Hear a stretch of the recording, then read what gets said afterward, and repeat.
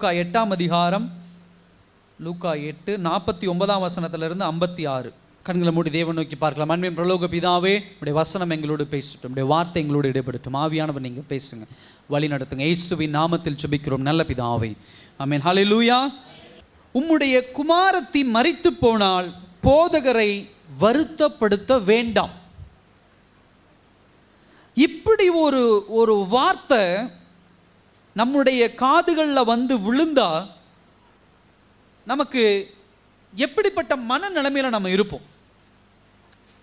நல்லா யோசிச்சு பாருங்க. யவீருடைய மகள் நோய்வாய்ப்பட்டு கிடக்கிறா.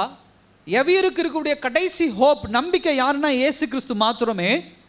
இப்போ இயேசு கிறிஸ்துவோடு அவர் உறவாடி கொண்டு இருக்கிறார். அவரை கூட்டிட்டு போயிட்டு இருக்கும்போது நடுவில் போன வாரம் பார்த்தோம், அந்த பெரும்பாடு உள்ள ஸ்திரீக்கு அந்த சுகம், அங்கே ஒரு கான்வர்சேஷன் நடந்துட்டு இருக்குது.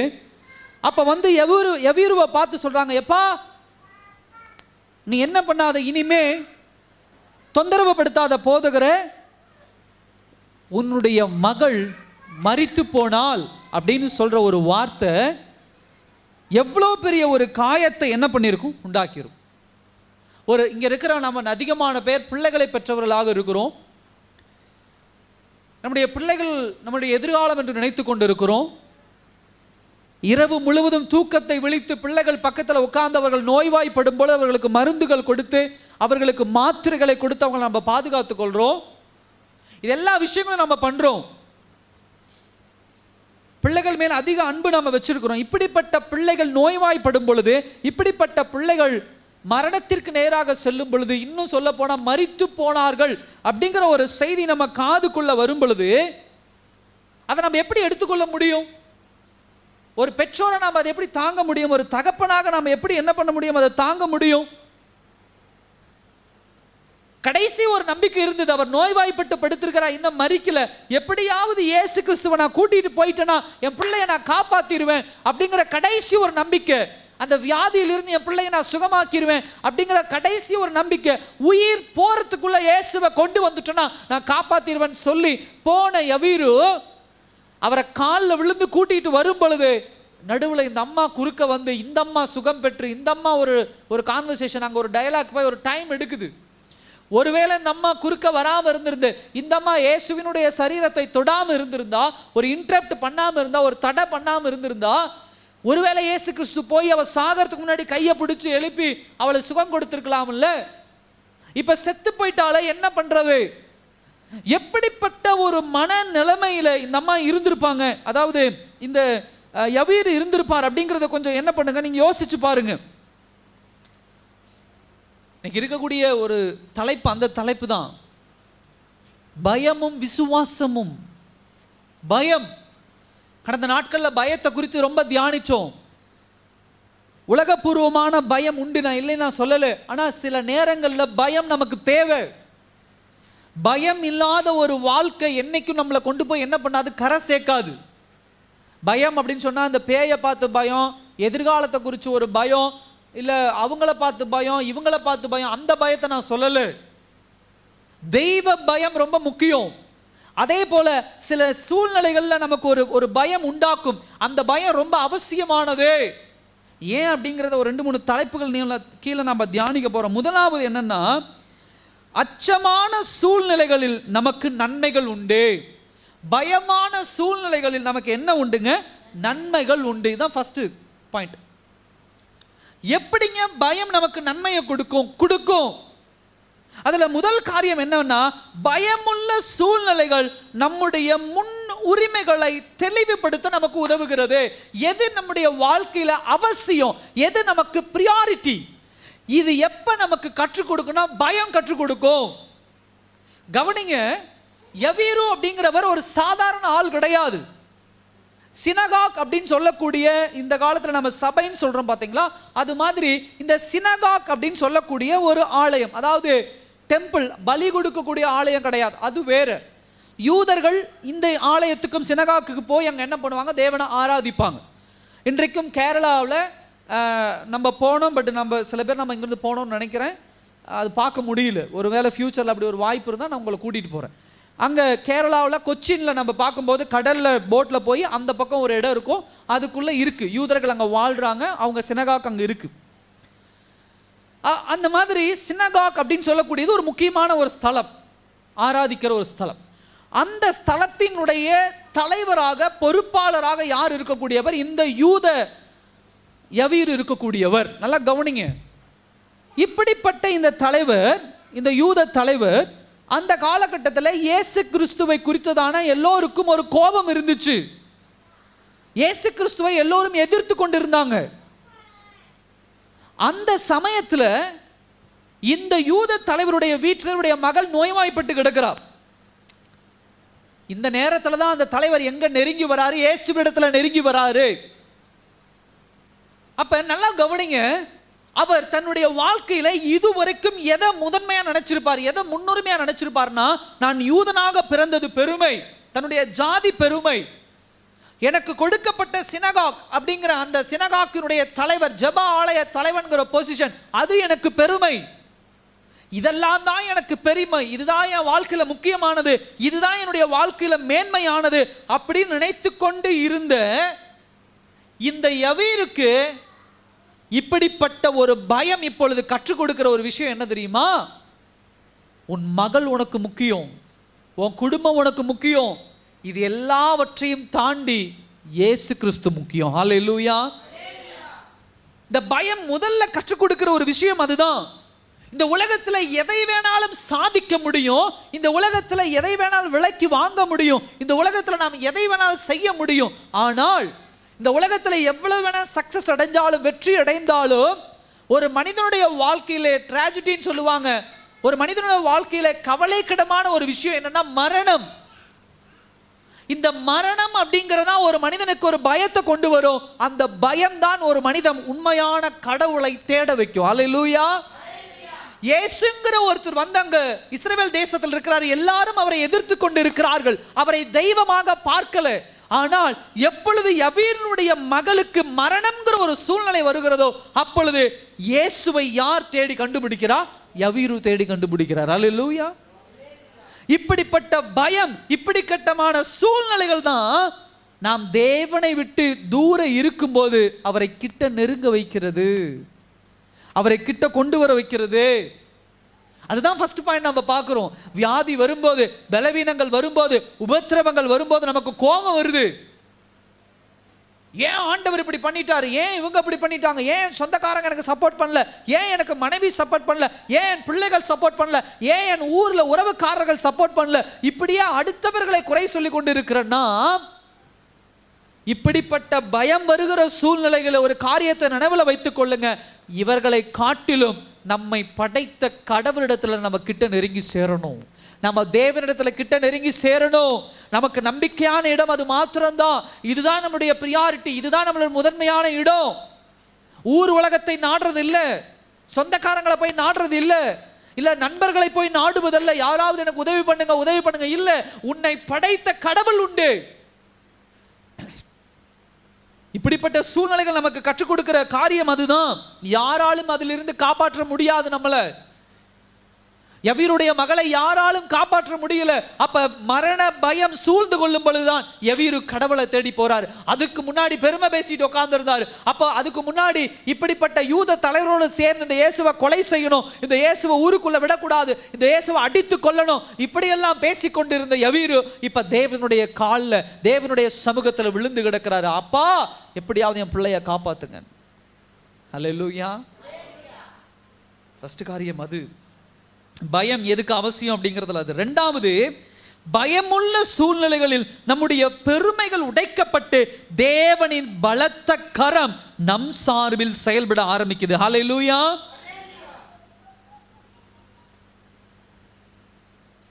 ஆண்களுக்கே இருக்கக்கூடிய ஒரு ஈகோ அப்படின்னு சொல்லலாம். எந்த இடத்துல விட்டு கொடுக்க மாட்டாங்க, எல்லா இடத்திலும் பெருமை. ஆண்னா ஒரு பெருமை, ஆண்னா தைரியசாலி, ஆண்னா பயப்படாதவன், ஆணாலதான் எல்லாரையும் சாதிக்க முடியும், ஆண் ஆண் அப்படிங்கிற ஒரு பெருமை என்னது உண்டு. இந்த இடத்துல பார்க்கிறோம், அப்படிப்பட்ட ஒரு பெருமையுள்ள ஒரு மனுஷன், அவன் எப்படி உடைக்கப்படுறான்னு பாருங்க. அதுதான் ரொம்ப கவனம். மரணம்ங்கிற ஒரு காரியம் அவனுடைய குடும்பத்தை சூழும் பொழுது, அவனையோ அவனுடைய பிள்ளையோ அவனுடைய மனைவியையோ சூழும் பொழுதுதான் அவனுக்குள்ள இருக்கக்கூடிய பெருமை உடைக்கப்படுகிறது. அப்படி இருக்கும்போது கூட முதல்ல அவன் பெருமை என்ன வரும்? பிள்ளைக்கு உடம்பு சரியில்லையா, என்கிட்ட பணம் இருக்கு, ஹாஸ்பிட்டல் நான் கூட்டு போய் பார்த்துக்குவேன். என் பிள்ளைக்கு உடம்பு சரியில்லையா, என்கிட்ட பணம் இருக்கு, நான் அங்க வச்சு பார்த்துக்குவேன், இங்க வச்சு பார்த்துக்குவேன், நான் அதை கொண்டு பார்த்துக்குவேன், இதை கொண்டு பார்த்துக்குவேன், என்கிட்ட ஆட்கள் இருக்கிறாங்க, அவங்க சப்போர்ட் இருக்கிறாங்க. என்றைக்குமே சில நேரங்களில் கவனமா கேளுங்க, நம்ம எப்பயுமே புரிந்து கொள்ளக்கூடிய, அதாவது எப்பயுமே நமக்குள்ள இருக்கக்கூடிய ஒரு பெருமையான விஷயம் என்ன தெரியுமா? என் வாழ்க்கை என் கையில் நான் கண்ட்ரோலில் வச்சிருக்கிறேன், என் குடும்பத்தை நான் என் கண்ட்ரோலில் வச்சிருக்கிறேன், என் பிள்ளைகளை நான் கண்ட்ரோல் வச்சிருக்கிறேன், என் தொழிலை நான் கண்ட்ரோலில் வச்சிருக்கிறேன், இதை நான் கண்ட்ரோலில் கட்டுப்பாட்டில் வச்சிருக்கிறேன், அதை கட்டுப்பாட்டில் வச்சிருக்கிறேன். இப்படின்னு பெருமை பேசுறவங்க எல்லாருமே ஒரு காரியத்தை புரிந்து கொள்ளணும். பயம் சூழ்ந்தாதான் இவர்கள் எல்லாம் என்ன பண்ணுவாங்க? உடைக்கப்படுவாங்க. இப்படிப்பட்ட ஒரு ஆள் தான் யவீரு. நான் படிச்சிருக்கேன், எல்லாமே எனக்கு தெரியும், பணம் இருக்கு, எல்லாமே எனக்கு தெரியும், என் ஊர்க்காரங்க இருக்காங்க, யூத குலத்துல சப்போர்ட் பண்ண அத்தனை பேர் இருக்கிறாங்க, நான் பயப்பட தேவையில்லை அப்படின்னு நினைத்து கொண்டிருந்த யவீரு எப்பொழுது உடைக்கப்படுகிறான்? மரணம் அவனை சூழும் பொழுதுதான். நான் பலசாலி, எந்த விஷயத்துக்கு நான் டஃப் கொடுப்பேன், எந்த காரியத்தையும் நான் எதிர்த்து நிற்பேன், எந்த காரியத்தையும் நான் செஞ்சிருவேன் அப்படின்னு நினைக்கிற ஆட்கள் உடைக்கப்படுகிற ஒரு நேரம் அந்த நேரம் தான். சகோதர சகோதரியே, இந்த வசனத்தை கேட்கிற ஒவ்வொருவரும் யவீரோட ஒப்பிட்டு கொள்ளுங்க உங்களை. இப்படிப்பட்ட மனநிலைமையோடு இருக்கிறீங்க அப்படின்னா நீங்க எல்லாம் உடைக்கப்பட வேண்டிய ஆட்கள். கர்த்தர் ஏதாவது இப்படிப்பட்ட காரியத்தை கொண்டு வந்து உடைச்சிடுவார். அப்ப என்னங்கய்யா பண்ணணும்? உடைக்கணும் தேவ சமூகத்துல. இப்படிப்பட்ட பெருமை நமக்குள்ள இருக்கக்கூடாது, இப்படிப்பட்ட காரியங்கள் நமக்குள்ள என்ன பண்ணக்கூடாது? இருக்கக்கூடாது. இந்த பயமுள்ள சூழ்நிலை என்பது அவனை உடைச்சது. அவன் என்ன பண்றான்? அந்த வசனத்துல வாசிக்கிறோம், 9ஆம் அதிகாரத்துல, ஜெப ஆலய தலைவனுடைய வீட்டில் இருந்து ஒரு, அதுக்கு முன்னாடி பாருங்க 41ஆம் வசனத்துல, அப்பொழுது ஜெப ஆலய தலைவனாகிய யவீரு என்னும் பேருள்ள ஒருவன் வந்து இயேசுவின் பாதத்தில் விழுந்து, தேவனுடைய சமூகத்தில் விழுந்து அப்படிங்கிற ஒரு காரியம் வருது. அந்த விழுந்து அப்படிங்கிறது என்னன்னா, உடைக்கிறான் தன்னுடைய தேவ சமூகத்தில். உடைத்து தேவ சமூகத்தில் என்ன பண்றான்? ஒப்பு கொடுக்கிறான். ரொம்ப கவனிக்க வேண்டிய விஷயம் அதான். உடைச்சு ஆண்டவர்கிட்ட சொல்றான், அப்பா என்னால ஒன்றும் முடியல, இனி நீங்க தான் என்னை காப்பாற்றணும், என் ஆண்டவர் நீங்க தான் என்னை காப்பாற்றணும், என் தேவன் நீங்க தான் என்னை காப்பாற்றணும். இப்படி உடைக்கணும் தெய்வ சமூகத்தில். பெருமை பேசிட்டு இருக்கிறது இல்லை, என்கிட்ட அது இருக்கு இது இருக்குன்னு பெருமை பேசுறது இல்லை. இந்த பயம் தான் நமக்கு அப்படிப்பட்ட சூழ்நிலை உருவாக்கி கொடுக்குது. இந்த பயம் தான் நமக்கு அப்படிப்பட்ட ஒரு காரியத்தை உருவாக்கி கொடுக்குது. அதனால சில நேரங்கள் அந்த பயம் நமக்கு அவசியமான ஒரு விஷயம்தான். 2வது காரியம் அது. 3வது காரியம், பயப்படும் சூழ்நிலைகள் நம்முடைய மரணங்களை நமக்கு நினைப்பூட்டுகின்றன. கிறிஸ்துவை நம்பும்படி நம்ம என்ன பண்ணுகிறது? உந்துவிக்கிறது. ஹல்லேலூயா. கிறிஸ்துவின் மீது நம்பிக்கை வரணும் அப்படின்னு சொன்னா இப்படிப்பட்ட காரியங்கள் நம்மை ஃபோர்ஸ் பண்ணாதான், உந்துனாதான் கர்த்தர் மேல நம்பிக்கை வருது. சில நேரங்கள்ல சாதாரணமா கர்த்தர் மேல நம்பிக்கை வரமாட்டேங்குது. உங்க பணத்தின் மீது, நம்முடைய பணத்தின் மீது, நம்முடைய பொருளாதாரத்தின் மீது, நம்முடைய ஜாதியின் மீது, நம்முடைய மொழியின் மீது, இல்ல நம்ம கிட்ட இருக்கக்கூடிய வீட்டின் மீது, நம்ம பிள்ளைகள் மீது, இவர்கள் மீது வர நம்பிக்கை ஆண்டவர் மீது அடிக்கடி வர்றதில்லை. ஆண்டவர் மீது நம்பிக்கை எப்ப வரும் அப்படின்னா, சில சூழ்நிலைகள் நம்மை உந்தும் போதுதான், பலவீனங்கள் நம்மை உந்தும் பொழுதுதான், காயங்கள் நம்மை உந்தும் பொழுதுதான், யாராவது நம்மை அவமானப்படுத்தும் போது உந்தும் பொழுதுதான், நமக்கு ஒரு வியாதி வரும்போது உந்தும் பொழுதுதான், ஐயோ கடவுள் இருக்கிறாரு, நான் அவரை நம்புறேன்.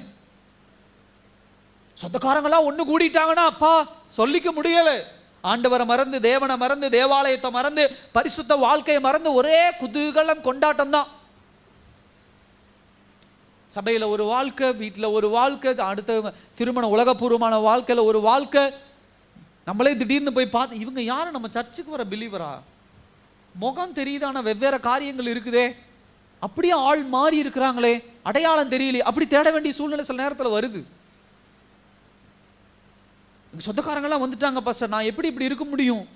நான் அவங்களோட ஜாலியாக இருக்கணும், அவங்களோட சந்தோஷமாக இருக்கணும், குதூகலம் கொண்டாட்டம்னு ஒரே கொண்டாட்டமாக இருக்கும். பயம் இல்லை, தெய்வ பயம் இல்லை. அதே நேரத்தில் இப்படிப்பட்ட ஒரு சூழ்நிலைகள் வந்து உடைக்கப்படும் பொழுதுதான் ஐயோ எனக்கு அவங்களும் தேவையில்லை இவங்களும் தேவையில்லை தேவ சமூகத்தில் வரும்.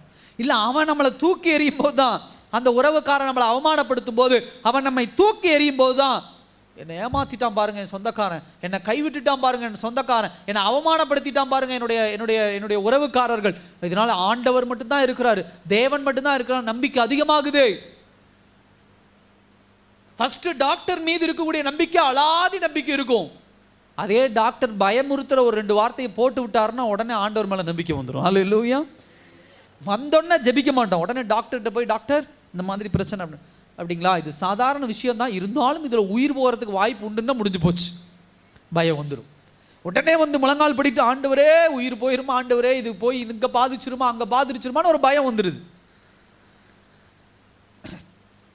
கவனிங்க, கர்த்தர் மீது நம்பிக்கை வரணும், தேவன் மீது ஒரு நம்பிக்கை வரணும்னா ஒரு எக்ஸ்ட்ரீம் நெசசிட்டி தேவைப்படுது. ஒரு ஒரு ஒரு இயற்கைக்கு அப்பாற்பட்ட ஒரு ஃபோர்ஸ், இயற்கைக்கு அப்பாற்பட்ட ஒரு உந்துதல் தேவைப்படுது. அப்படி தேவைப்படும் பொழுதுதான் பயம் வருது நமக்குள்ள. அப்படி பயம் வரும்போது தான் கர்த்தர் மீது நம்பிக்கை வந்து முழங்கால் படிட்டோம். இனி எங்கேயும் வாய்ப்பு இல்லை, எங்க போறதுக்கு எனக்கு வழி இல்லை, ஆண்டவர் மட்டும்தான் எனக்கு உண்டு, என் தேவன் மட்டும்தான் எனக்கு உண்டு. திருமணத்தில் ஒரு டிஃபிகல்ட்டி வருது, ஒரு திருமணத்தில் ஒரு கஷ்ட சூழ்நிலை வருது, உடம்புல பலவீனங்கள்ல ஒரு கஷ்ட சூழ்நிலை வருது, குழந்தைகளுடைய வாழ்க்கையில் ஒரு பிரச்சனை வருது, வேலை இழப்பு ஏற்படுது, அதே போல தனிப்பட்ட வாழ்க்கையில பிரச்சனை, பினான்சியலா பண விஷயத்துல பிரச்சனை, இப்படிப்பட்ட காரியங்கள் என் கையை மீறி போகும்போது தான், யாரும் சப்போர்ட் இல்லாத போது, யாரும் உதவி இல்லாத போது தான் கர்த்தர் மீது நம்பிக்கை வருது. அது வரைக்கும் ஆண்டவர் மீது நம்பிக்கை இல்லை. அது வரைக்கும் ஆண்டவர் அங்கதான் போயிட்டு இருக்கிறாரு, அந்த ஊர்ல தான் சுத்திட்டு இருக்கிறாரு. எவ்வீர் எப்பயுமே ஆண்டவர் போய் தேடல. எதிரி கூட்டத்தோட உட்காந்துக்கிட்டு ஆமாமா இயேசுவை அடிச்சு கொன்றணும், இயேசுவை விடக்கூடாது, நம்ம அதை பண்ணிடலாம் இதை பண்ணிடலாம், அவரை சும்மா விடக்கூடாது, ஏதாவது பண்ணணும், ஆளை வச்சு கொள்ளணும் இப்படின்னு பேசிக்கிட்டு இருந்த எவ்வீர் எப்பொழுது தன் கையை மீறி இனி உன் பிள்ளை பிழைக்க வாய்ப்பில்லைன்னு சொன்னாங்களோ அப்பொழுது யாரை தேடி போறான்? இயேசுவை தேடி போறான். ஹல்லேலூயா. சில நேரங்களில் யோசிச்சு கொள்ளுங்க, வியாதிகள் வரும்போது, பலவீனங்கள் வரும்போது, சில உறவுக்காரங்கள் நம்மளை அவமானப்படுத்தும் பொழுது, அதே போல வியாபாரத்தில் ஒரு சின்ன சுணக்கம் வரும் பொழுது, வேலைகள்லாம் இழக்கும் போது எங்கேயோ தப்பு பண்ணிட்டோம், கர்த்தர் மீது நம்பிக்கை இழந்துட்டோம், தேவன் மீது நம்பிக்கை இல்லை, ஏசப்பா மீது நம்பிக்கை இல்லாமல் உலகப்பூர்வமாக செயல்பட்டு இருக்கிறோம். ஆண்டவர் அதை நினைவுபடுத்துறதுக்கு தான், ஆண்டவர் நமக்கு ஒரு ஃபோர்ஸ் கொடுக்க தான் இப்படிப்பட்ட சூழ்நிலை அனுப்பி இருக்கிறார், ஆண்டவர் அனுப்பி இருக்கிறார்னு சொல்லி தேவன் பக்கம் நெருங்கிடணும், தேவன் பக்கம் வந்து விழுந்துடணும். இந்த சூழ்நிலை யோசிச்சு பாருங்க, எப்படி எவ்வீர் விழுந்த உடனே, எவ்வீர் விழுகிறது சாதாரண விஷயம் இல்லை. அதுக்கப்புறம் அந்த ஜெபாலய தலைவன் போஸ்டிங் அவருக்கு கிடைக்காது. யூதர்கள் மத்தியில் அவர் யாரும் ஏற்றுக்கொள்ள மாட்டாங்க, எல்லாரும் அவரை அவமானப்படுத்துவாங்க, சில பேர் அவரை அடிக்கலாம், அவரை கேவலப்படுத்தலாம். உன் பிள்ளை செத்து போனா செத்து போயிட்டு போகுது, நீ ஏன் போய் இயேசு காலில் விழுற, நீ ஏன்டா இயேசு கிட்ட போற அப்படின்னு எத்தனையோ பேர் எவ்வீர் பேச வாய்ப்பு உண்டு. எல்லாம் அறிந்து எல்லாவற்றையும் காட்டிலும் என் பிள்ளையினுடைய மரணம் எனக்கு முக்கியம், என் பிள்ளை மறிக்க கூடாது, அவ உயிரோடு இருக்கணும் அப்படின்னு சொல்லி தான் தன்னுடைய பெருமைகளை உடைத்து அவர் என்ன பண்ணுகிறார்? தேவன் பக்கமாக வந்து சேருகிறார். ஹல்லேலூயா. அப்ப சில நேரங்களில் நமக்குள்ள வர பயம் சில நேரத்தில் நமக்கு நன்மை பயக்கிறது. ஹல்லேலூயா. ஆனா நல்லா கவனிங்க, அந்த பயத்தை எக்ஸ்ட்ரீமா கொண்டு போயிடக்கூடாது, அந்த பயத்தை ரொம்ப அதிகமா கொண்டு போயிடக்கூடாது. நான் ஆண்டவர் பக்கம் சேர்றதுக்கு இல்லை, நான் செய்த தவறை தேவன்கிட்ட அறிக்கை செய்து விட்டு அவரிடத்துல ஒப்பு கொடுக்கிற அந்த ஸ்டேஜ் வரைக்கும் தான் இருக்கணுமோ தவிர அதை தாண்டி போயிடக்கூடாது. ஃபர்ஸ்ட் பாயிண்ட் அது. ரெண்டாவது, பயமுள்ள சூழ்நிலைகளில் நாம் விசுவாசத்திற்கு எதிரான காரியங்களை மேற்கொள்ள வேண்டும். அல்லேலூயா. நல்லா கவனிங்க, இப்படிப்பட்ட சூழ்நிலைகள் அடுத்த ஒரு தாக்கம் என்ன கொண்டு வரும் அப்படின்னு சொன்னா, ஃபர்ஸ்ட் சொன்ன பயம் சில நன்மைகளை நமக்கு கொண்டு வரும். ரெண்டாவது விஷயம் என்னன்னா, சில நேரங்களில் அந்த பயம் என்ன பண்ணும், நாம் கர்த்தர் மீது வைத்திருக்கிற விசுவாசத்தை உடைக்கிறதுக்கும் அந்த பயம் என்ன பண்ணும், செயல்படும். ஸோ ரொம்ப கேர்ஃபுல்லாக என்ன பண்ணும், செயல்படணும். ஏன் அப்படின்னு சொன்னா, இப்ப முதலாவது தன் பிள்ளையினுடைய மரணத்தை குறித்து பயம் வந்து ஆண்டவர்கிட்ட வந்துட்டாரு. ஆனா அப்படி ஆண்டவர்கிட்ட வர்றதுக்கு நிறைய தடைகள், அவருடைய விசுவாசத்தை உடைக்கிறதுக்கு நிறைய தடைகள் என்ன பண்ணுது இருக்குது. அதுல முதலாவது காரியம் என்ன தடை அப்படின்னு சொன்னா, ஏற்கனவே நான் சொன்னது போல சுய பெருமை, அப்புறம் அவருடைய ரெப்புடேஷன், அவருக்கு இருக்கப்பட்ட சமுதாயத்தில் இருக்கக்கூடிய அந்தஸ்து. இது ஒரு மிகப்பெரிய தடை. இன்னைக்கு நிறைய தேவ பிள்ளைகள், கிறிஸ்தவ பிள்ளைகள் தேவன் மீது விசுவாசம் வைக்கிறதுக்கு மிகப்பெரிய தடை என்ன தெரியுமா? அவங்களுடைய சுய பெருமையும், அவங்களுடைய ரெப்புடேஷன், அவங்களுடைய ஜாதியா இருக்கலாம், அவங்களுடைய தொழிலா இருக்கலாம், அவங்களுடைய பணமா இருக்கலாம். இது எல்லாம் உங்களுக்கு ஒரு மிகப்பெரிய தடை தேவன் மேல விசுவாசம் வைக்கிறதுக்கு. தேவன் மீது விசுவாசம் வைக்கிறது அப்படின்னு சொல்றது ஜெபிக்கிறது மாத்திரம் இல்ல, ஒரு வாழ்க்கை வாழ்றோம் பாருங்க, அந்த வாழ்க்கை தான் விசுவாசத்தை வெளிப்படுத்தும். மற்ற காரியங்கள் இந்த உலகத்துல பெருமையா பேசிக்கிட்டு இருக்கிறது இல்லை. இந்த இடத்துல நம்ம கவனிக்க வேண்டிய விஷயம் அதான். முதல் காரியம் அவருக்குள்ள இருந்த சுய பெருமை, ரெப்புடேஷன். ரெண்டாவது என்ன அப்படின்னு சொன்னா, அவருடைய விசுவாசத்தை தடுக்கிற ரெண்டாவது ஒரு விஷயம் என்ன? இன்டரப்ஷன். விசுவாசத்தோட ஆண்டவர்கிட்ட வந்துட்டாரு, விசுவாசத்தோட ஆண்டவர் காலில் விழுந்துட்டாரு, விசுவாசத்தோட ஆண்டவர்கிட்ட கேட்டுட்டாரு, ஆண்டவர் என் பிள்ளை இப்படிப்பட்ட சூழ்நிலையில் இருக்கிறா. விசுவாசத்தோடு இருக்கும்போது ஆண்டவர் சொல்றாரு, நான் வரப்பா உன் வீட்டுக்கு, உன் பிள்ளைய நான் கைப்பிடிச்சு தூக்கி காப்பாத்துறேன் அப்படின்னு விசுவாசத்தோடு கிளம்பிட்டாரு. ஆனா எல்லா விசுவாசத்தோடு நல்லா நடந்துட்டு இருக்கும்போது நடுவில் யார் வந்துட்டா? 12 வருடம் பெரும்பாடுள்ள ஒரு ஸ்திரீ. நல்லா கவனிங்க, வீட்டில் போய் வாசிச்சு கொள்ளுங்க. 12 வருடம் வயசுள்ள ஒரு பிள்ளை சாக கிடக்குது, 12 வருடம் பெரும்பாடுள்ள ஒரு ஸ்திரீ குறுக்க வந்துட்டாங்க. 12 கவனிக்கணும். இப்ப எது பெருசு? 12 வயசு புள்ள பெருசா, 12 வருஷம் பெரும்பாடு உள்ள ஸ்திரீ பெருசா அப்படிங்கிற ஒரு கேள்வி. இப்ப இந்த அம்மா என்ன பண்ணிட்டாங்க? குறுக்க வந்துட்டாங்க. இப்ப யவீரு எப்படி யோசிச்சிருக்கலாம்? ஏன் இந்த அம்மா குறுக்க வந்துச்சு? எதுக்காக? 12 வருஷம் பெரும்பாடு உள்ள ஸ்திரீ இன்னும் ஒரு நாள் குறுக்க இருந்துக்காதா? அதுக்கப்புறம் அந்த இயேசுவை பார்த்து அந்த சுகம் பெற்றுக்க கூடாதா? ஏன் அவர் குறுக்க வந்திருக்கணும்? இந்த அம்மா ஏன் குறுக்க வந்திருக்கணும் அப்படின்னு ஒரு கவலை யாருக்கு வந்திருக்கும்? இவருக்குள்ள வந்திருக்கும். இப்ப இந்த அம்மா குறுக்க வந்து தொட்டு சுகமாக்கி ஆண்டவர் அந்த அம்மாட்ட பேச்சுவார்த்தை நடக்கும்போது அடுத்த ஒரு ஹிண்ட்ரன்ஸ் என்ன வருது அப்படின்னு சொன்னா, நல்லா கவனிங்க. அவங்களுடைய சொந்தக்காரன் ஒருத்த வந்து சொல்றான், தயவு செய்து நீ இயேசுவினுமே கூப்பிடாத, அவர் தொந்தரவு பண்ணாத, உன் பிள்ளை என்ன பண்ணிட்டா? செத்து போயிட்டான். அடுத்த ஒரு கூட்டம் இது. இயேசு கிறிஸ்துவின் மீது விசுவாசம் வைத்திருக்கும் போது இப்படிப்பட்ட தடைகள், முதலாவது உன்னுடைய சுய பெருமை, சுய காரியங்கள், உன்னுடைய வேலை, உன்னுடைய தொழில், இந்த மாதிரியான காரியங்கள். ரெண்டாவது, இயேசு கிறிஸ்துவின் விசுவாசத்தை தடை பண்றதுக்கு உலகப்பூர்வமா சில பேர் வருவான். மூணாவது, உன்னுடைய விசுவாசத்தை தடை செய்வதற்கு உன் கூட இருக்கிறவனை என்ன பண்ணுவான்? எழும்புவான். அல்லேலூயா. நல்லா கவனிங்க, உன் விசுவாசம் உயிரை பொறுத்து இல்லை. இயேசு கிறிஸ்துவுக்கு தெரியும் செத்து போனவனை கூட உயிரோடு எழுப்புகிற வல்லமை அவரிடத்தில் உண்டு என்பதை. ஆனா அந்த வல்லமை அவரிடத்திலே உண்டு என்பதை யாருக்கு தெரியாது? யவீருக்கும் தெரிஞ்சிருக்காது, யவீரோட கூட இருக்கிறவங்களுக்கு என்ன பண்ணிருக்காது? தெரிஞ்சிருக்காது. அதனாலதான் ஒரு டயலாக் விடுறாங்க, இனிமே இயேசுவை தொந்தரவு பண்ணாத, வா உன் பிள்ளை செத்து போச்சு, நம்ம போய் என்ன பண்ணலாம்? அடக்கம் பண்ணலாம். ஹல்லேலூயா. வேத வசனம் சொல்லுது, மனிதனால் கூடாதது யாரால கூடும்? தேவனால் கூடும். ஹல்லேலூயா. இந்த வார்த்தை, இந்த வசனத்தினுடைய விசுவாசம் யாருக்கு இல்ல? யவீருடைய சொந்தக்காரனுக்கு இல்ல.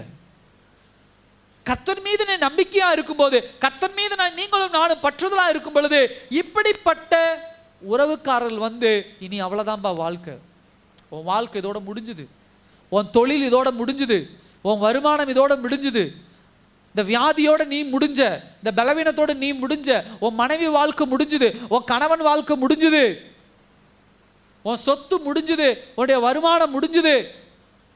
இப்படிப்பட்ட காரியங்களை எல்லாம் பேசி உங்களை என்ன பண்ணுவாங்க? தேவன் மீது வைத்திருக்கிற நம்பிக்கை உடைப்பவர்களாக தான் அதிகம் பேர் இருப்பாங்க. அல்லேலூயா.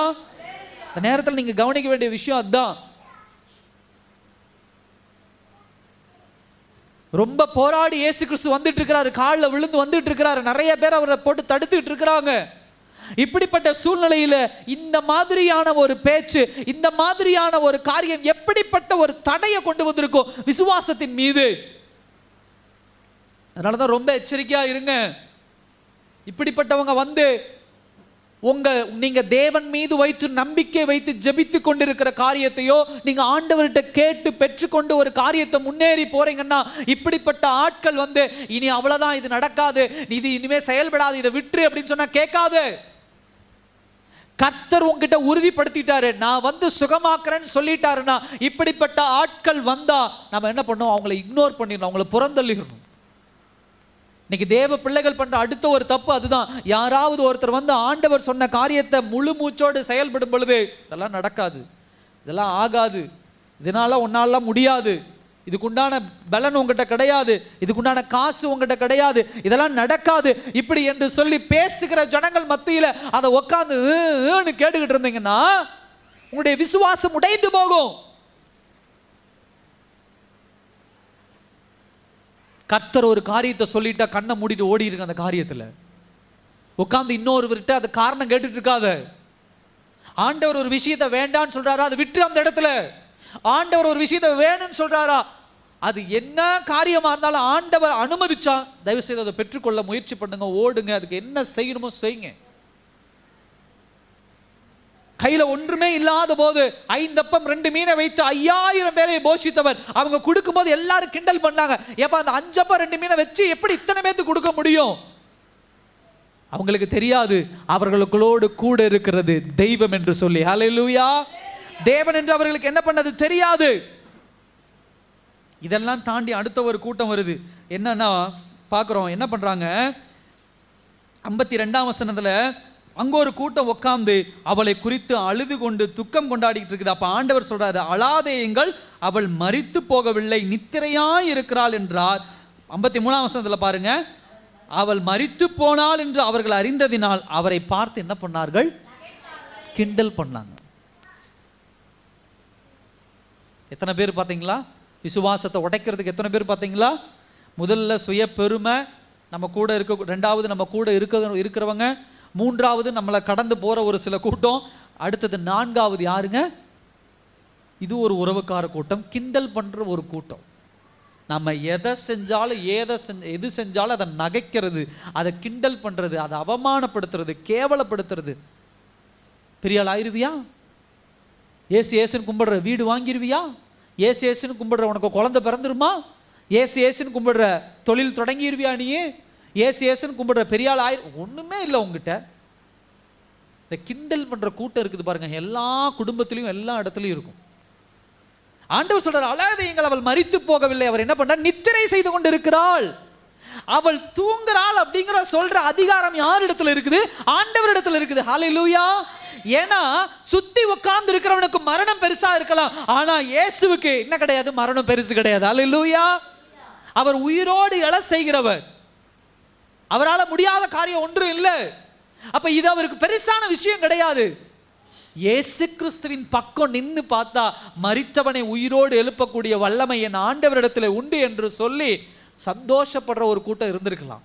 ஆனா இயேசு கிறிஸ்துவுக்கு ஆப்போசிட் டைரக்ஷன் நின்னா ஆண்டவர் சொல்ற எல்லா விஷயமும் கிண்டலும் கேலியுமா தான் இருக்கும். அல்லேலூயா. நான் காமிச்சேன் இந்த சார்லஸ் அப்படின்னு சொல்லக்கூடியவர், அப்படி சிரிக்கிறாங்க அவர் பேசும்போது, அப்படி அவரை கிண்டல் பண்றாங்க. நான் தான் சொன்னேன், உங்களுக்கு புரியலைனாலும் யூடியூப்ல போய் போட்டு பாருங்க. இந்த வாக்குவாதம் நடக்கும் போதெல்லாம் ஒரு 1000 பேர் உட்காந்துட்டு இருப்பாங்க, இவர் தனியா உட்கார்ந்து இருப்பார், இவர் சிங்கிள் பர்சன். அப்ப ஆப்போசிட்ல ஒரு மைக் வச்சிருப்பாங்க, வந்து கேள்வி கேட்கறது இல்ல. அவர் அந்த அளவுக்கு அவருடைய மனைவி, அவருடைய பிள்ளைகளை கெட்ட கெட்ட வார்த்தைகள் அப்படி பேசி சிரிச்சு, இவங்க பேச பேச அவங்களுடைய கூட்டத்து ஆட்கள் இருக்காங்க, அவங்க பின்னாடி கையை தட்டிட்டு சிரிக்கிறாங்க, இவரும் சிரிக்கிறார். அவ்வளோ அழகா மென்மையா சிரிச்சுட்டே உங்களுக்கு பதில் சொல்றார். சிங்கிள் ஒரு ஹாலா இல்ல, அந்த பொறுமெல்லாம் கண்டிப்பா அபிஷேகங்க. ஹல்லேலூயா. அதெல்லாம் அபிஷேகம், முகத்துல தெரியுது, அந்த அபிஷேகம் தெரியுது.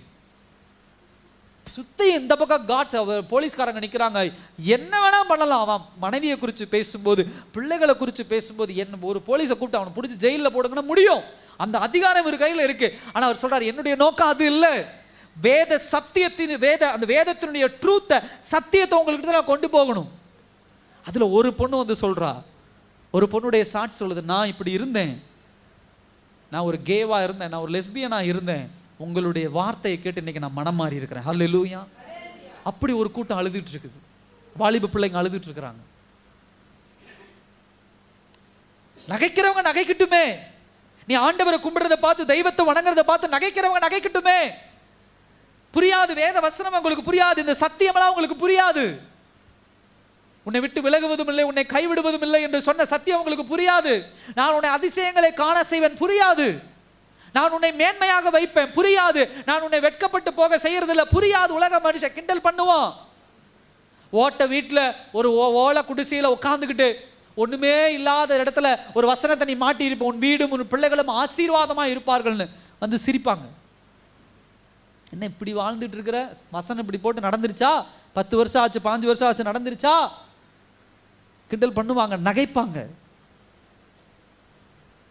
அப்படி பண்ணும்போது நம்ம உட்காந்து யோசிச்சுட்டு இருக்க கூடாது. ஆமல்ல ஆசீர்வாதம் வந்துச்சா, மேன்மை வந்துச்சா அப்படின்னு நம்ம என்ன பண்ணக்கூடாது, யோசிச்சுட்டு இருக்க கூடாது. சகோதர சகோதரி, ஆண்டவருடைய அபிஷேகம் புரியாம பேசக்கூடாது. ஆண்டவர் சொல்றார், அவள் நித்திரையா இருக்கிறாள். ஆண்டவருக்கு தெரியும் அவரை உயிரோடு எழுப்ப, ஆண்டவருக்கு தெரியும் உனக்கு ஆசீர்வாதத்தை கொடுக்க. 2 வகையா பார்க்கலாம். அவர் அந்த மரணத்தை ஸ்பிரிச்சுவலா ஆவிக்குரிய நிலைமையிலிருந்து பார்க்கிறார், ஆவிக்குரிய பார்வையில பார்க்கிறார். உன் வீடு உன்னுடைய குடும்பம் ஆசீர்வதிக்கப்பட்டிருக்கும் அப்படின்னா மாட மாளிகை 10 அடுக்கு மாடி வச்சுதான் ஆசீர்வாதம், அப்படி கிடையாது.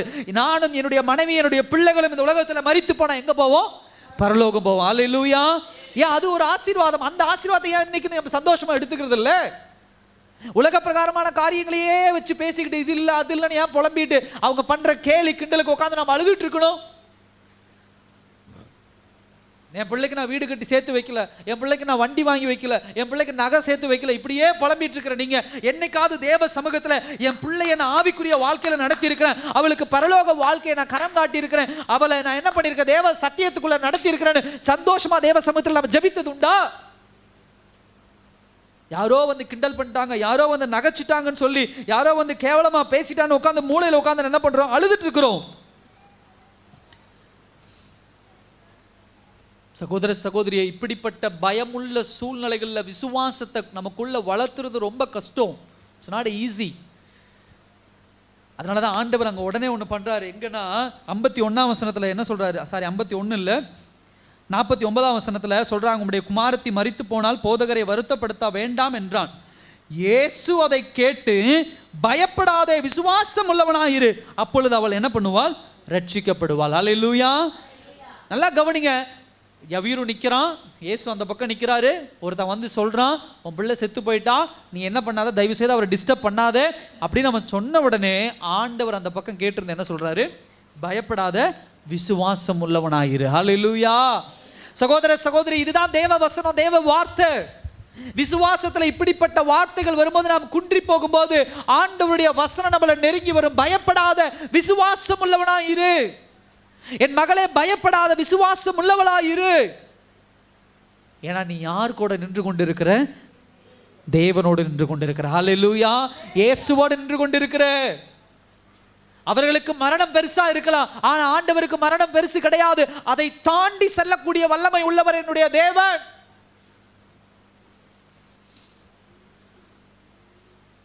இப்படிப்பட்ட காரியங்கள்லாம் வரும்போது, இப்படிப்பட்ட நகைச்சுவை நகைச்சு இப்படிப்பட்ட கிண்டல் பண்ணி கேலி பண்ணும் போதெல்லாம் நீங்க தேவ சமூகத்தில் கிட்ட நெருங்கி சேர பிள்ளைகளாக இருக்கணும். அதை கேட்டுட்டு உட்கார்ந்துட்டு புலம்பிட்டு இருக்கக்கூடிய பிள்ளைகளாக இருக்கக்கூடாது. அப்பதான் ஆண்டவர் உங்களோடு இடைபடுவார். விசுவாசம் உள்ளவனா இரு, பயப்படாத, விசுவாசம் உள்ளவனா இரு, பயப்படாத அப்படின்னு சொல்லி. என் சகோதர சகோதரி, இப்படி உங்களை சுத்தி 4 பேர் உட்கார்ந்து கிண்டல் பண்ணிட்டு இருக்கிறாங்களா உங்களை? உனக்கு அது இல்லை, உனக்கு இது இல்லை, உங்ககிட்ட இது இல்லை, உங்ககிட்ட அது இல்லை, உன் பிள்ளை இப்படி இருக்கான், உன் மகன் இப்படி இருக்கான், வீட்டுக்காரர் இப்படி இருக்கிறாரு, உன் குடும்பம் இப்படி இருக்குது, இப்படி எல்லாம் கிண்டல் பண்ணிட்டு இருக்காங்க. கவலைப்படாதீங்க. ஹல்லேலூயா. கர்த்தர் இன்றைக்கு உங்களோடு பேசுற ஒரு விஷயம் அதுதான், பயப்படாத, விசுவாசம் உள்ளவனாயிரு. ஹல்லேலூயா. நீ பெற்றுக்கொண்ட அபிஷேகத்தை இழந்து போகாத, இப்படிப்பட்டவர்களை பேச்சை கேட்டு பின்மாற்றத்துக்குள்ள போயிடாத. ரட்சிப்பு உனக்கு உண்டு. ஹல்லேலூயா. விடுதலை உனக்கு உண்டு. விசுவாசத்தை இழந்து போயிடாத, ஃபெய்த் இழந்து போயிடாத, நம்பிக்கை இழந்து போயிடாத. கர்த்தர் ஏதோ ஒரு திட்டத்தோடு தான் காரியங்களை அனுமதிக்கிறார் நம்முடைய வாழ்க்கையில.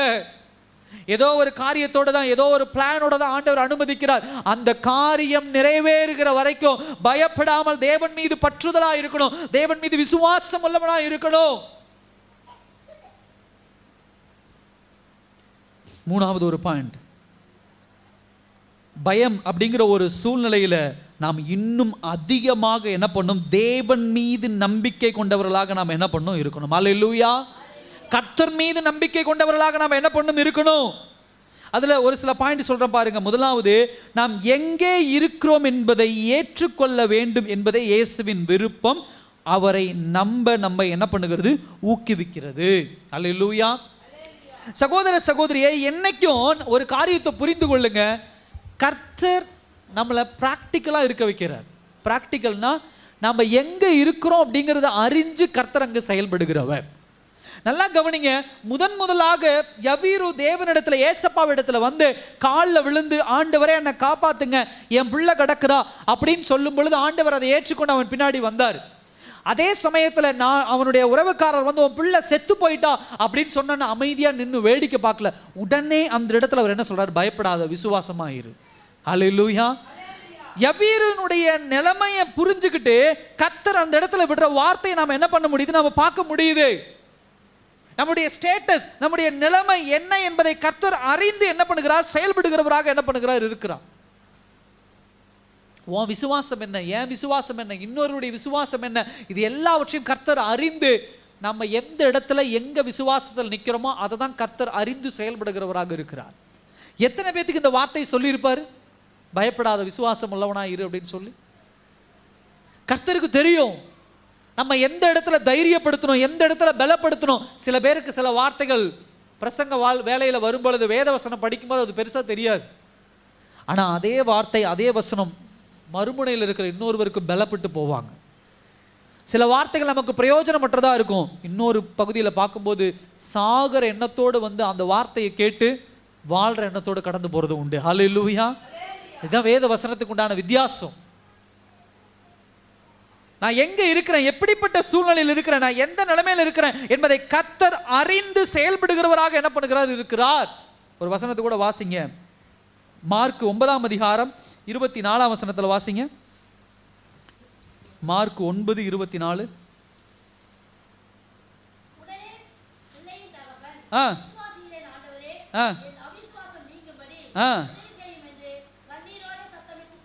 ஹல்லேலூயா. 9:24 அந்த இடத்துல சொல்றான் பாருங்க, பிள்ளையின் தகப்பன், விசுவாசிக்கிறேன் ஆண்டவரே, என் அவ்விசுவாசம் நீங்கும்படி எனக்கு நீங்க என்ன பண்ணுங்க? உதவி செய்யும். ஒருத்தன் இப்படிதான் ஆண்டவர்கிட்ட சுகம் கிடைக்க வரான், அந்த இடத்துல அவனுக்கு அவ்விசுவாசம் வந்துருது.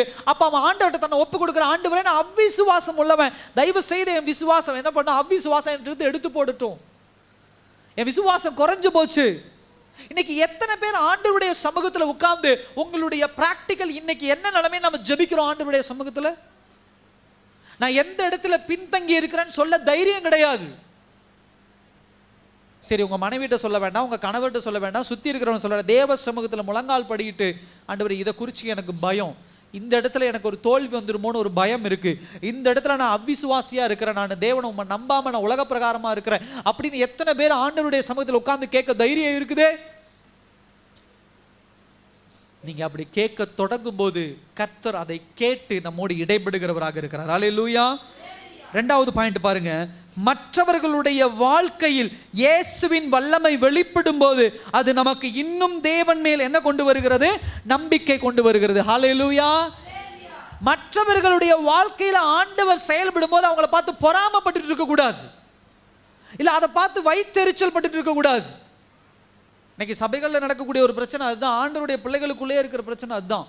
இங்கே யாராவது ஒரு வண்டி வாங்கிட்டாங்கன்னா, இல்லை ஒரு வீடு கட்டிட்டாங்க, ஒரு நகை பண்ணிட்டாங்கன்னா, அதை அவங்க சொல்லும் போது உடனே பார் நகை வாங்கிட்டாங்க, பார் வண்டி வாங்கிட்டாங்க, எப்படி வாங்கினாங்கன்னு தெரியல, அதுன்னு பொறாமப்பட்டு வயிறறிஞ்சு பேசுறதெல்லாம் இல்லை. அதை பார்க்கும்போது நீங்க அதை எப்படி எடுத்துக்கொள்ளணும்? கர்த்தர் என் வாழ்க்கையில செய்வார். ஹல்லேலூயா. கர்த்தர் என்னோடு நடத்துவார். எனக்கு பிடிச்ச விஷயம் அதுதான். என்ன அப்படின்னா, ஏன் ஆண்டவர் அந்த இடத்துல நின்று அந்த அம்மாவோட பேசுறாரு அப்படின்னு சொன்னா, யவீருடைய விசுவாசம் இன்னும் பலப்படணும். ஹல்லேலூயா. இந்த பாயிண்ட் நான் போன வாரம் சொல்லல, நல்லா கவனிங்க. யவீரு ஆண்டவரை இயேசுவை கூப்பிடும் போது அந்த பெண் உயிரோடு இருந்தா, ஆனா ஆண்டி வேயில யவீரு பொண்ணு இறந்துட்டா. ஆண்டவருக்கு தெரியும், ஆண்டி வேயில கண்டிப்பா அவன் சொந்தக்காரன் வந்து யவீருட்ட சொல்லுவான், பிள்ளை செத்து போயிட்டா, நீ அவளை டிஸ்டர்ப் பண்ணாத அப்படின்னு சொல்லி. இந்த சம்பவம் எப்ப நடக்குது? அவன் வந்து யவீருக்கிட்ட சொல்றதும் அதுக்கு முன்னாடி தான் என்ன பண்றாரு? ஆண்டவர் நின்று அந்த மகளோடு திரும்பி என்ன பண்றாரு? பேசுறாரு. பயப்படாத, மகள்கிட்ட பேசுற, மகளே திடன்கொள் என்று சொல்லி அவருக்கு நடந்த அற்புதம் என்ன பண்ணுது? அந்த இடத்துல வெளிப்படுது. அந்த அம்மா சொல்றாங்க, இதுக்கு சாட்சி யார் கொடுக்குறா? அந்த அம்மா சாட்சி கொடுக்குது. நான் 12 வருஷம் எனக்கு அந்த வியாதி இருந்தது, கர்த்தர் எனக்கு சுகம் கொடுத்தாருன்னு சொல்லி அந்த அம்மா சாட்சி கொடுக்குது. அப்ப இந்த சாட்சியில நடக்கக்கூடிய ஒரு விஷயம் என்னன்னா, யவீரு பலப்பட்டார். அல்லேலூயா. யவீருக்குள்ள இருந்த அவிசுவாசம் அது என்ன பண்ணுச்சு, உடைஞ்சு போய் விசுவாசம் அவருக்குள்ள வந்தது. சில பேருடைய வாழ்க்கையில் அற்புதங்கள் அதிசயங்கள் ஆண்டவர் செய்யும் போது தயவு செய்து அதை நீங்க என்ன பண்ணாதீங்க, பொறாமையோடு பார்க்காதீங்க, அது வைத்தறிச்சலோடு பார்க்காதீங்க. இவங்களுக்கெல்லாம் இது வாங்கிட்டாங்களே, இவங்களாம் இதை செஞ்சுட்டாங்களே அப்படின்னு நினைக்கவே கூடாது. கர்த்தர் என் வாழ்க்கையில செய்வார். அல்லேலூயா. அவங்க வாழ்க்கையில ஆண்டவர் செய்யறாருன்னா என் வாழ்க்கையில செய்வார். அவங்க ஜெபத்தை ஆண்டவர் கேட்கிறாருன்னா என் ஜெபத்தையும் ஆண்டவர் கேட்கிறார். அவங்களுக்கு இந்த நேரம் இருக்கு, எனக்கு உண்டான நேரம் இன்னும் என்ன பண்ணல, வரல. ஹல்லேலூயா. அப்ப நான் இன்னும் ஆண்டவருடைய சமூகத்துல காத்திருக்கணும், இந்த காரியத்தை பெற்றுக்கொள்வதற்கு இன்னும் தேவ சமூகத்திலே நான் காத்திருக்கணும் அப்படிங்கிற எண்ணம் தான் நமக்குள்ள வரணும். இன்னும் விசுவாசத்தை தேவன் மீது என்ன பண்ண பலப்படுத்துகிற பிள்ளைகளா நம்ம என்ன பண்ணுமோ இருக்கணுமோ தவிர அதை குறித்து பொறாமப்பட்டு இருக்க கூடாது. ஏன் ஆண்டவர் கூப்பிட்டார், ஏன் அவங்களோட பேசினார், எல்லாவற்றையும் நம்ம அந்த இடத்துல என்ன பண்ண முடியுது, தியானிக்க முடியுது. சில நேரத்தில் நமக்கு இருக்கிற கேள்வி அதுதான். அவங்க ஜெபிச்சா ஆண்டவர் கேட்கிறாரு, அவங்க கூப்பிட்டா ஆண்டவர் கேட்கிறாரு, அவங்க பண்ற காரியம் எல்லாம் நல்லபடியா நடக்குது, அவங்க எது கை வச்சாலும் ஆசீர்வாதம் முடியுது, ஆனா எனக்கு ஏன் நடக்க மாட்டேங்குது, ஏன் எனக்கு இது செயல்பட மாட்டேங்குது, ஏன் இது இருக்க மாட்டேங்குது இப்படின்னு பொறாமைப்பட்டோ இல்லை நமக்குள்ள அப்படிப்பட்ட ஒரு ஒரு ஒரு என்ன பண்ணக்கூடாது, ஒரு ஒரு கிரட்ஜ் வரக்கூடாது, ஒரு ஒரு ஒரு பொறாமை எண்ணம், அந்த மாதிரி எண்ணம் நமக்குள்ள வரக்கூடாது. அவர்களுக்கு நடக்க நடக்க நீங்க தேவனுக்கு ஸ்தோத்திரம் பண்ணணும். அல்லேலூயா. கர்த்தர் அவர்களுக்கு செய்து கொண்டிருக்கிறார், உயிரோடு இருக்கிற தேவன் அவர்களை ஆசீர்வதித்துக் கொண்டிருக்கிறார். என்னையும் தேவன் ஆசீர்வதிப்பார், எனக்கு அந்த காரியத்தை செய்வார். அதுதான் உண்மையான விசுவாசம். உலக மனுஷன் பொறாமப்படுவான். அல்லேலூயா. ஆமாவா இல்லைங்களா? உலக மனுஷன் பொறாமப்படுவான், உலக மனுஷன் என்னென்ன செய்யணுமோ அதெல்லாம் செய்வான். நம்ம அப்படி செய்யக்கூடாது.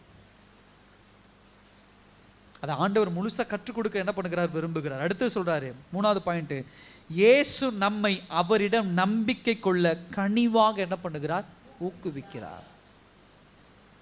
நல்லா கவனிங்க. ஒரு பக்கம் அந்த அம்மாட்ட பேசிக்கிட்டே இருக்கிறார். நான் இதை தான் யோசிச்சேன், இயேசு கிறிஸ்துவுடைய மனநிலைமை, அவர் கடவுளுங்கிறது இந்த இடத்துல எவ்வளோ அழகா வெளிப்படுது பாருங்க. நடந்து போறாரு, ஒரு அம்மா தொடுது, அந்த அம்மாவுக்கு சுகம் கிடைக்குது, வல்லமை புறப்பட்டதை அறிந்து நின்று அந்த அம்மாட்ட பேசிட்டு இருக்கிறார்.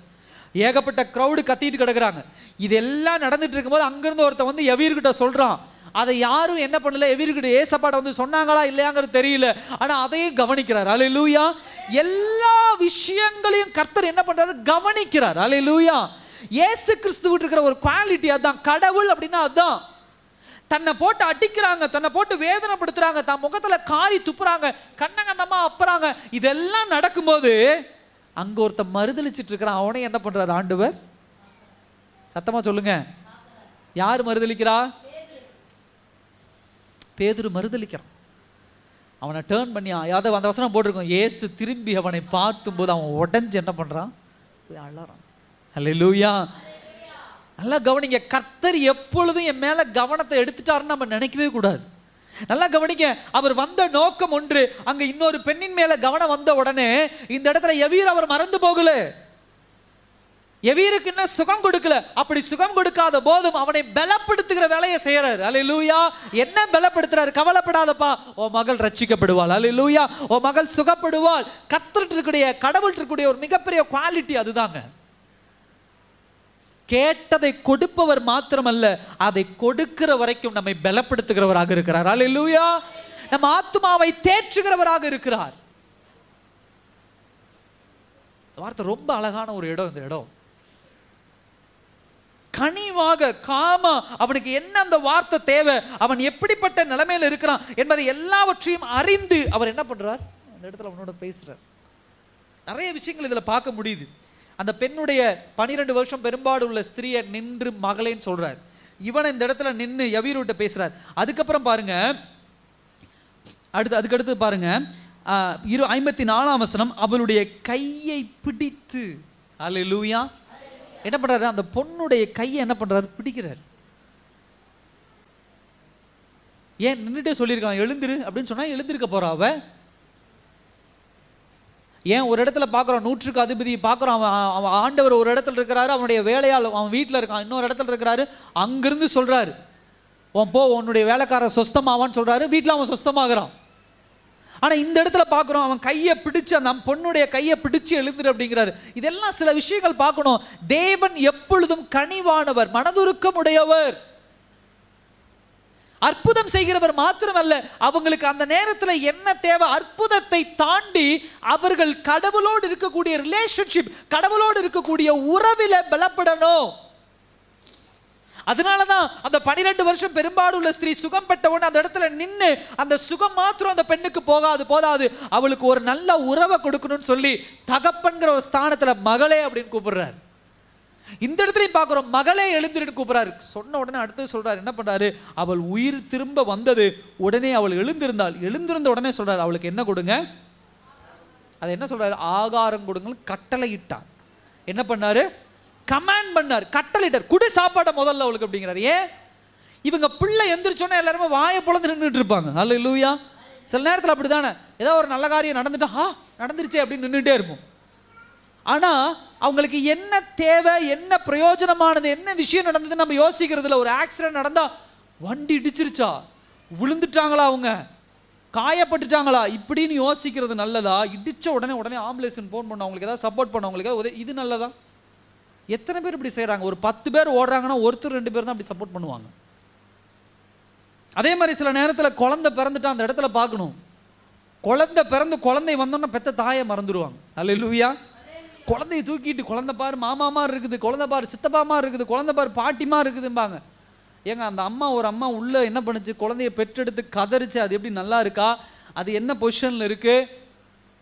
ஒரு சில பேருக்கு இந்த கவலை, ஒரு சில பேருக்கு இந்த குழந்தை பிறந்தது, அந்த குழந்தை பிறந்ததுன்னா அதுல ஒரு கவலை.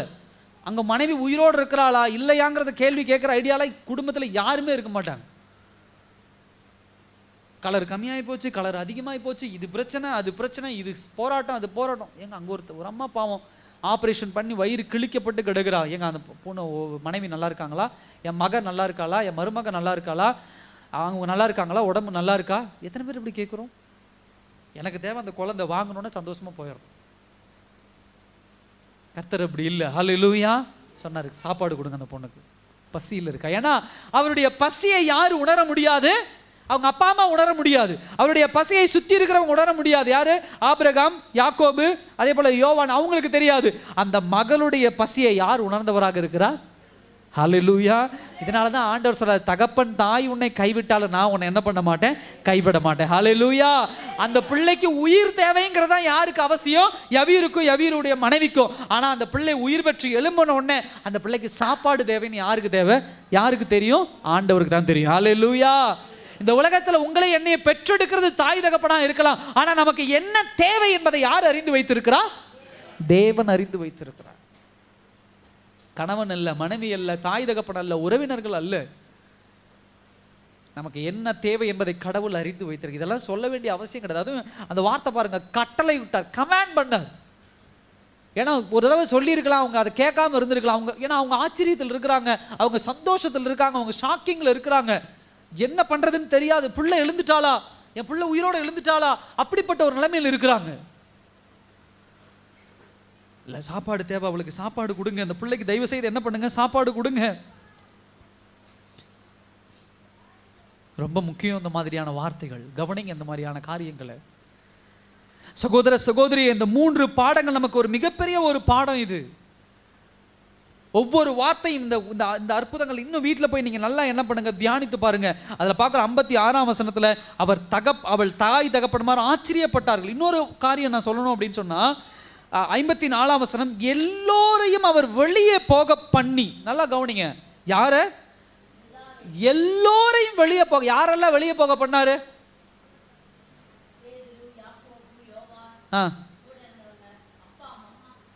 நல்லா கவனிங்க, எல்லோரையும் வெளியே போக பண்ணார். யாரெல்லாம் வெளியே போக பண்ணார், வெளியே போக சொன்னார்? யாரு? அதை சொல்லுங்க. நல்லா கவனிங்க. ஒரு டெத்து, அந்த யவீருடைய மனைவி இருக்கிறாங்க, அவங்க வீட்டில் ஒரு டெத்து நடந்துருச்சு, அந்த பொண்ணு இறந்துட்டா.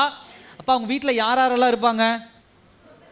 சொந்தக்காரங்க இருப்பாங்க, அப்புறம் பக்கத்து வீட்டுக்காரங்க இருப்பாங்க, அப்புறம் நண்பர்கள் இருப்பாங்க, அப்புறம் ஜனங்கள் இருப்பாங்க, அப்புறம் யவீரு யாரு? அப்பா. யவீர் யாரு? ஜெப ஆலய தலைவன், யூதர்கள்ல ஒரு மிகப்பெரிய முக்கியமான பொறுப்புல இருக்கக்கூடியவன்.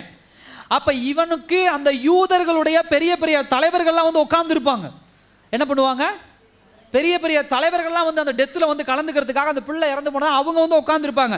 அப்போ எல்லாரையும் வெளியே போக சொல்லிட்டு ஆண்டவர் என்ன பண்ணுறாரு, அவர் பேதுரு, யாக்கோபு, யோவான், அது மாத்திரமல்ல கணவன், மனைவி, அந்த டெட் பாடி, இவங்க மாத்திரம் தான் அந்த இடத்துல என்ன பண்றாங்க, கூடி இருக்கிறாங்க. அல்லேலூயா. ஏன் அப்படின்னு சொன்னா, சில விஷயங்களை ஆண்டவர் செய்யும் போது இந்த மாதிரியான தேவன் மீது நம்பிக்கை இல்லாதவர்களை ஆண்டவர் கிட்ட சேர்த்துக்க விரும்ப மாட்டார். அல்லேலூயா. சத்தமா சொல்லுங்க. உங்க வாழ்க்கையில சில அற்புதங்களை, அதிசயங்களை ஆண்டவர் செய்யும் போது சில காரியங்களை உங்க வாழ்க்கையிலிருந்து நீங்க பிச்சு துரத்தி விட்டாதான் ஆண்டவர் உங்களுக்கு அற்புதம் செய்வார். பழைய ஏற்பாட்டில் இப்படி ஒரு சம்பவம் நடந்தது. யார் சொல்றீங்கன்னு பார்க்கலாம், சொல்லுங்க பார்க்கலாம். 2-3 சம்பவம் சொல்லலாம். தேவையில்லாதவங்களை ஆண்டவர் பிரிச்சு விட்டார். ஆபிரகாம் யாரை பிரிச்சு விட்டாரு, லோத்துவை என்ன பண்ணாரு, ஆண்டவர் பிரிச்சு விட்டார். இதுக்கு மேல லோத்துவை, ஏன்னா ஆண்டவர் லோத்துவை அழைக்கல, யார் மட்டும்தான் அழைச்சாரு, ஆபிரகாமை மட்டும்தான் அழைச்சாரு. ஆபிரகாமின் மீது மட்டும்தான் அழைப்பு இருக்குது. அதனால யாரை துரத்தி விட்டாங்க, ஆபிரகாமை விட்டு லோத்துவை துரத்தி விட்டாங்க. இன்னொன்னு சேம் ஆபிரகாமுடைய வாழ்க்கையில ஆகார். ஆகார் தேவனுடைய கமாண்ட்ல, அந்த கவனன்ட்ல, உடன்படிக்கையில இல்ல. அப்ப சாரால் சொல்லும்போது, ஏன் ஆண்டவர் அப்படி, நான் ஆகாரை நான் பார்த்துக்கிறேன், ஆகார குழந்தைய காப்பாற்றினது எல்லாம் ஆண்டவர் தான், ஆனா ஆகார் ஆபிரகாமோடு கூட இருக்கிறது உகந்ததல்ல என்று சொல்லி ஆகார் என்ன பண்ணிட்டார், ஆண்டவர் அனுப்பு சொல்லிட்டாலும் அனுப்பிடு, பிரிச்சுருவார் ஆண்டவர். சகோதர சகோதரி, நான் ஏன் இதை சொல்றேன் அப்படின்னா, கர்த்தர் உங்க வாழ்க்கையில செயல்படணும் அப்படின்னா சில பேரை அதெல்லாம் பார்க்குறோம், எல்லோரும் வெளியே போக பண்ணிட்டு தான் ஆண்டவர் அற்புதம் செய்கிறார். சில பேரை வெளியே அனுப்பணும்னா அவங்க வாழ்க்கையிலிருந்து தயவு செய்து வெளியே அனுப்பிடுங்க. கூட வச்சுக்கிட்டு இந்த மாதிரி தேவன் மீது இருக்கக்கூடிய விசுவாசத்தை குறைச்சு, கர்த்தர் மீது இருக்கக்கூடிய பற்றுதலை குறைச்சு, நீ உனக்கும் தேவனுக்கும் உண்டான ஐக்கியத்தை உடைக்கிற ஆட்களை நீ கூட வச்சுக்கிட்டே ஆண்டவர் மேல பற்றுதலா இருக்க முடியாது. எவ்வளோ பேருக்கு கோபம் வந்திருக்கும் யோசிச்சு பாருங்க. இன்னைக்கெல்லாம் சில காரியங்கள் நம்ம குடும்பத்தில் செய்யறதுக்கு நமக்கு கோபம் வந்துடுது. உலக பிரகாரமாக செய்யாதீங்க, சில விஷயங்களை ஆண்டவரை முன்னாடி வச்சு செய்யுங்க அப்படின்னா, ஐயோ பாஸ்டர், அப்போ எங்கள் மாமா உள்ளே வர மாட்டார், எங்கள் சித்தப்பா உள்ளே வர மாட்டாங்க, என் சொந்தக்காரங்களாம் உள்ளே வர மாட்டாங்க, நான் கிறிஸ்துவ முறைப்படி செஞ்சால் நான் என்ன பாஸ்டர் ஆகுறது, அவங்களாம் எனக்கு வேணுமே, அவங்க இல்லாமல் எப்படி. அதே போல் சில காரியங்களுக்கு உறவுக்காரங்க கூப்பிட்றாங்கன்னா போகக்கூடாத இடத்துக்குலாம் நம்ம போகிறோம். ஆண்டவர் இன்னைக்கு தெளிவாக பேசுகிறாரு, வெளியே அனுப்ப வேண்டியவங்களை உங்கள் வீட்டை விட்டு நீ வெளியே அனுப்புனா தான் கர்த்தர் உன் வீட்டுக்குள்ளே பிரவேசிப்பார். அல்லேலூயா. கர்த்தர் உன் வீட்டு ஆசீர்வாதம் இல்லை. இப்போ கோவப்பட்டோன்னே எவீர் ஒரு வேளை சொல்லியிருந்தா, ஆண்டவரே நீங்கள் செத்து போயிட்டாங்க, அந்த பொண்ணு செத்து போயிட்டா, இனிமேல் அவளை உயிரோட எழுப்ப முடியாது, நீங்கள் வேற எல்லாத்தையும் வெளியே போக சொல்கிறீங்க, வெளியே போயிட்டா என் பிள்ளைய நான் யாரை கொண்டு போய் என்ன பண்ணுவேன், வருமா வராது. நம்ம சொல்லியிருப்போமா இல்லையா, அந்த இடத்துல சாகாத வரைக்கும் நம்பிக்கை இருந்துச்சு, ஒருவேளை இயேசு சுகம் கொடுத்துருவார்னு. செத்து போனதுக்கப்புறம் நம்பிக்கை இல்லை. இப்போ என்னுடைய அடுத்த வேலை என்னன்னா, என் பிள்ளைய கொண்டு போய் நான் அடக்கம் பண்ணணும், அதுக்கு சடங்குகள்லாம் செய்யணும், அதுக்கு ஊர்க்காரங்கெல்லாம் சப்போர்ட் எனக்கு தேவை. இப்படிப்பட்ட நேரத்தில் ஏற்கனவே இயேசு வந்து எவீருக்கு வந்து எதிரியான ஒரு ஆள். ஏன்னா யூதத்தில் அவங்க இருக்கக்கூடிய எல்லாரும் எப்படியாவது எவீருக்கும் அந்த கோபம் இருந்திருக்கும். இப்படிப்பட்ட நேரத்தில் ஆண்டவர் எல்லாரும் வெளியே போங்க அப்படின்னு சொல்லும்போது எவீர் சொல்லியிருக்கலாம், ஆண்டவரே வேண்டாம்ப்பா, செத்து போயிட்டு நீங்களும் வந்து அவங்களோட ஒரு ஆளை உட்காந்து இதை அட்டன் பண்ணிட்டு வெளியே போங்கன்னு சொல்லியிருக்கலாம். ஆனால் எவீரு சொல்லலை. அல்லேலூயா. ஏன் எவீரு சொல்லலை அப்படின்னு சொன்னால், ஆண்டவர் ஏற்கனவே ஒரு வார்த்தை சொல்லிட்டார், பயப்படாத, உன் மகள் என்ன பண்ணுவார், ரட்சிக்கப்படுவாள். அல்லேலூயா. உன் மகளுக்கு விசுவாசமாயிரு, உன் மகளுக்கு ரட்சிப்பு உண்டு. அப்ப எவீருடைய விசுவாசம் மேன்மையா இருந்ததுனால தான் இவங்களை எல்லாம் வெளியே அனுப்புன்னு சொன்ன உடனே எவீர் வெளியே அனுப்புனார். இந்த வசனத்தை ஒரு வார்த்தையில முடிச்சிடறோம், எல்லாரையும் அவர் வெளியே போக பண்ணி அப்படிங்கிற ஒரு வார்த்தையில முடிச்சிருக்கலாம். ஆனா அந்த சிச்சுவேஷனை யோசிச்சு பாருங்களேன், எத்தனை பேர் சண்டை பண்ணியிருப்பாங்க. அல்லேலூயா. பண்ணியிருப்பாங்களா மாட்டாங்களா? இன்னைக்கு நம்ம ஒரு இன்விடேஷன் போய் என் பிள்ளைக்கு கல்யாணம் வச்சிருக்கிறேன் கிறிஸ்தவ முறைப்படினோடனே 4 பேர் கேள்வி கேட்குறான், நாங்கள் வரமாட்டோம், நாங்கள் வந்தாலும் சாப்பிட மாட்டோம், நீ எப்படி இப்படி நடத்தலாம், நம்மளையெல்லாம் விட்டுட்டு நீ எப்படி எங்களையெல்லாம் விட்டு இப்படி நடத்தலாம், இப்படிலாம் பேசுறது உண்டு. கேட்குறோமா இல்லையா? அதெல்லாம் கேள்வி இப்போ கேட்குறோம். அப்போ இந்த ஒரு டெத்து சம்பவத்தில் நீங்கள் வெளியே போகணும்னா என்ன, எல்லாரும் கிளம்பி வீட்டுக்கு போயிருப்பான். எவீரோ நம்மளை கேவலப்படுத்திட்டாம்பா, எவீரோ நம்மளை அவமானப்படுத்திட்டாம்பா, இந்த இயேசுவை கூட்டிகிட்டு வந்து நம்மளை அவமானப்படுத்திட்டா, நம்ம வெளியே போயிடலாம்பா அப்படின்னு எல்லாரும் போயிருக்கலாம். இந்த விஷயமும் எவீருக்கு தெரிஞ்சிருக்கும். ஆனால் எவீருடைய விசுவாசம் மேன்மையாக இருந்ததுனால தான் இவங்கெல்லாம் வெளியே போனாலும் அதை குறித்து எவீரு கவலைப்படலை. ஹல்லேலூயா. ஆண்டவர் சில விஷயங்களை அவங்க வாழ்க்கையிலிருந்து எடுத்து போடுன்னு சொன்னா தயவு செய்து தூக்கி எரிஞ்சிருங்க. அதை பிடிச்சு தொங்கிட்டு இருக்காதீங்க. எல்லோரையும் வெளியே போக பண்ணி அற்புதத்தை செஞ்சார். ஏன்னா அவங்களுக்கெல்லாம் விசுவாசம் இல்லை. கர்த்தர் இதை செய்வாருங்கிற விசுவாசம் இல்லை. கர்த்தரும் வாழ்க்கையில செயல்படுவாருங்கிற விசுவாசம் இல்லாதவர்களை நீ கிட்ட நெருக்கி வச்சுட்டு ஆண்டவர் இங்க போ அங்க போ இதை செய் அதை செய்ன்னு சொல்லும் போது இவங்க எல்லாம் ஒரு சத்தம் விடுவாங்க. இல்லப்பா நடக்காது, உன்னால இது முடியாது, உனக்கு பேங்க் லோன் கிடைக்காது, உனக்கு உன் காரியத்தினால முடியாது, நீ நிலம் வாங்க முடியாது, நீ வீடு கட்ட முடியாது, நீ கல்யாணம் பண்ண முடியாது, நீ இதை பண்ண முடியாது அதை பண்ண முடியாதுன்னு நெகட்டிவா பேசி பேசி கர்த்தர் மேல இருக்கக்கூடிய விசுவாசத்தை உடைச்சிருவாங்க. இப்படிப்பட்ட ஆட்களை வெளியே அனுப்புனாதான் கர்த்தர் உள்ளே பிரவேசித்து அற்புதம் செய்கிறவர். அல்லேலூயா. எல்லாரும் முழங்கால் படிக்கலாமா அந்த நாள்ல?